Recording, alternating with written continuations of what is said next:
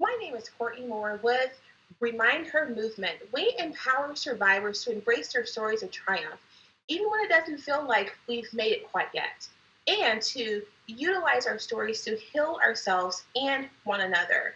We focus on the positive action steps that you can take to begin to build your new life after abuse. Today, we're talking to Alyssa. She is not a domestic victim violence. Sorry, she is not a domestic violence victim, but rather a survivor who is mobilizing other survivors and sharing their stories and making a difference. Now, a few years after her escape with her 3-month-old son, she has founded Remind Her movement on a mission to change the future of healing from domestic violence. Her passion is listening to survivors, working with them to find similarities and areas that they can teach others about in a way not to only heal, but to heal through their involvement in progress in our nation, progress to teach the younger generation what they went through and why. And most importantly, how to avoid creating the same story. Alyssa is here to discuss the concept of love bombing, which many of us might not be aware of. Alyssa, please tell us more about this issue. Yeah, of course. Well, thank you, Courtney, for having me. And I love your artwork. So much Thank fun you. in your office. I don't have as much artwork. I have baby pictures though, and that makes it fine too. Yeah. So like you said, I founded Remind Her movement, and really we're doing something interesting this month. We're really starting with more workshops. So the first one we thought would be really helpful is just the concept of love bombing, because we're in February. Everybody's starting to get those feels of, should I be in another relationship? What do I need to look out for? When you've survived violence, there's this fear of, should I or should I not?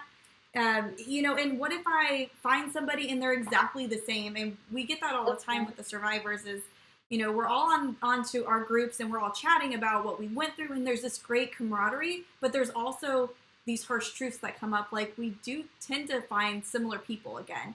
And really, it's, do we understand what led us to those people? Do we understand the warning signs? And a lot of times we hear people just say, I still had no idea what the warning signs my first time, my second time, my third time, because no one ever explained it to me, which is what we're really trying to do with the group.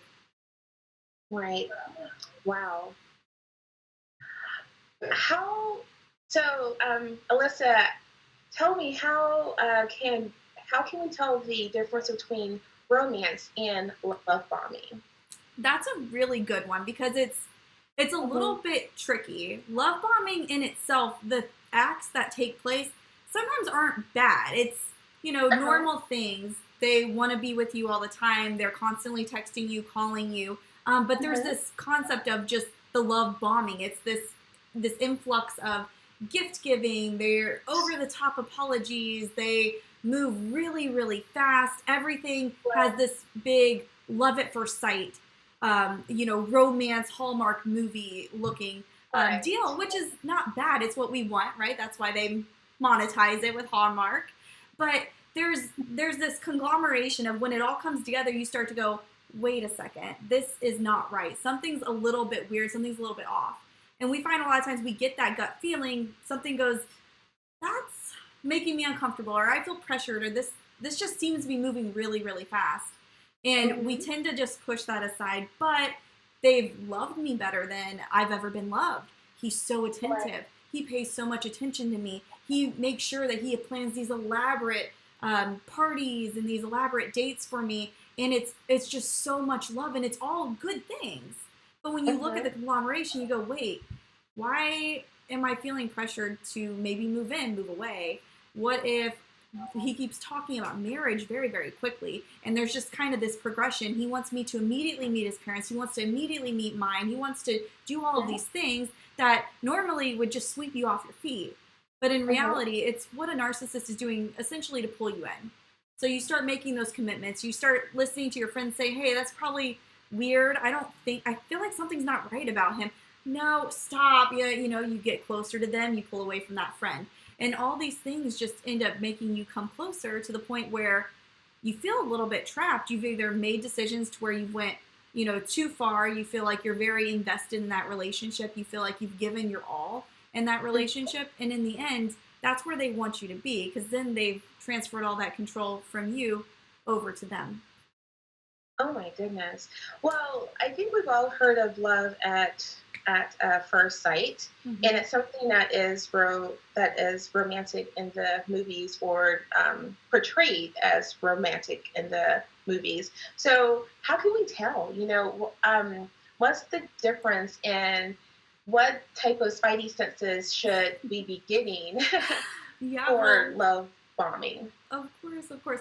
And the spidey senses are things that we build up over time, and we build them up by doing things like this, by talking about it to make sure that we are aware of what happens. And February is Teen Mhm. Dating Violence Awareness Month, so this is such a good topic because we tend to see it a lot in teens as well.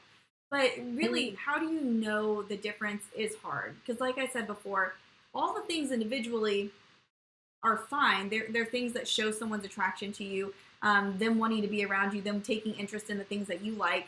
Some of the tell-all signs are when it's way too good to be true. So they like everything you like, and they want to be with you to do them all the time.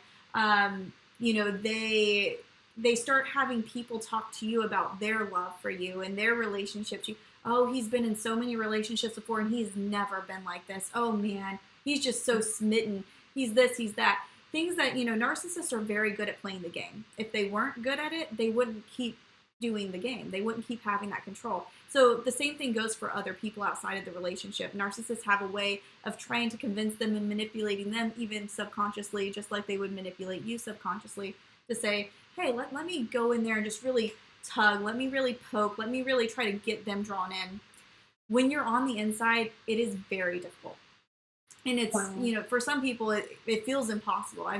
Many of the survivors on our page, really, everything started like this. Like, he was an angel. He's the best thing I ever had. And there was so much love. And then when you start getting into the toxic and the abusive part, you sit there and you're just like, this doesn't make sense to me because things were so great. Something must have changed. Maybe it's me. Maybe there's something wrong here. When really it's kind of, this was the plan the whole time.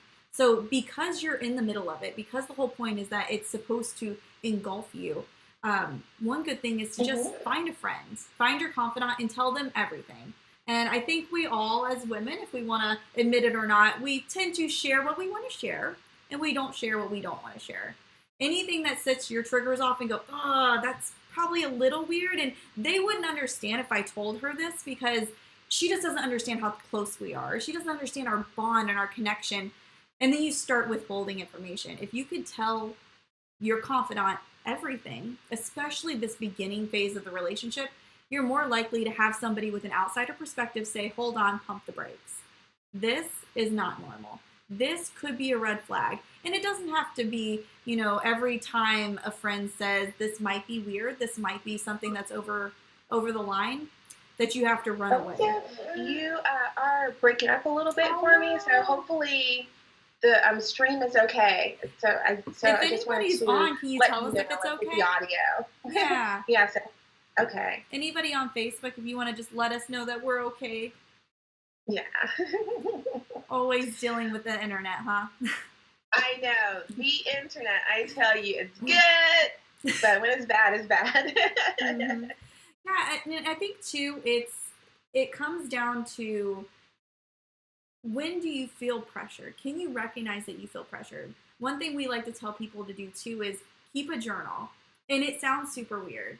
Keep a journal of your dates, keep a journal of your day, so that you can go back and kind of reread it. When you're reading your words, when you're reading your life, kind of taking that, that narrative out of you and just being up here, sometimes you'll start to see things a little bit differently.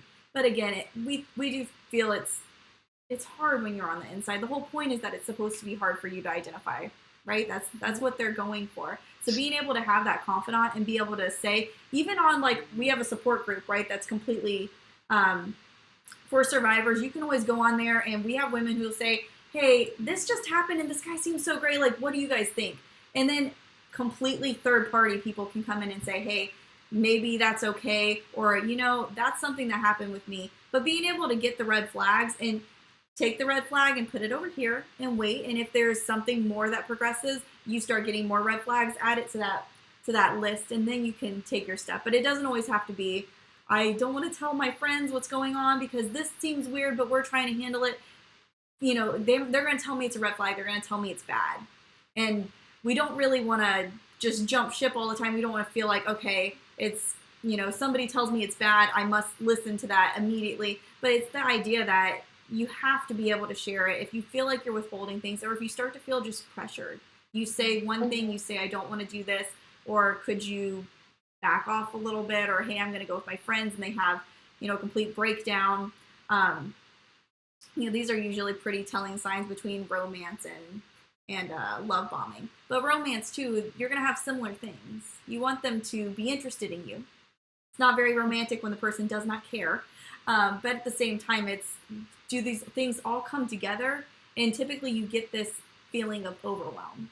And romance typically is not this feeling of overwhelm. It's this feeling of together, we're progressing, we're doing these things. You're both still two individual people.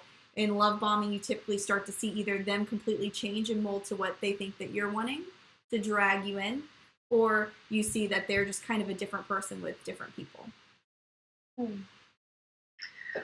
Thank you so much for this important information today, Alyssa.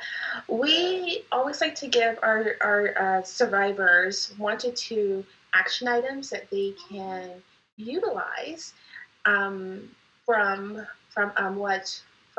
what we just learned. So, would you happen to have 2 tips or 2 pieces of advice for us? Yeah, I think one just really goes back to having your core group, having your community. We're all wired for community, whether we like it or not. That's just part of our human condition. It's what we want to do. I would say make sure that you do have that confidant, have that friend, or if you don't feel comfortable talking about things like this with your friends, then go ahead and find a support group. Join our group. We're always there to be supportive and to be helpful, and it's definitely an open environment. But really, one would be finding that friends, finding that person you can confide in completely so they can be that outside person to kind of look at things and give you that honest feedback. And then number 2 would probably just be make a pact. If you're going to have that confidant, have that talk. I'm going to tell you literally everything. I'm going to brain dump everything on you, and I just need you to help me sort out the pieces. And I'm going to do the same for you. When you come to me, I'm going to give you complete honesty. I'm going to give you everything out of 100% level of love for you, and we're going to be okay with that.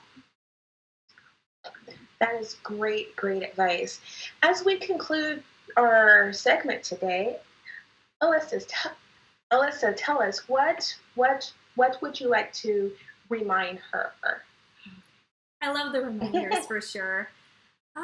You know, I think, you know, we're really talking about that difference between romance and love bombing. So maybe something like true love grows gradually and in little beautiful ways, and it should never be overwhelming. Thank you. It has been such a pleasure having you on the show today. If you are a survivor and you're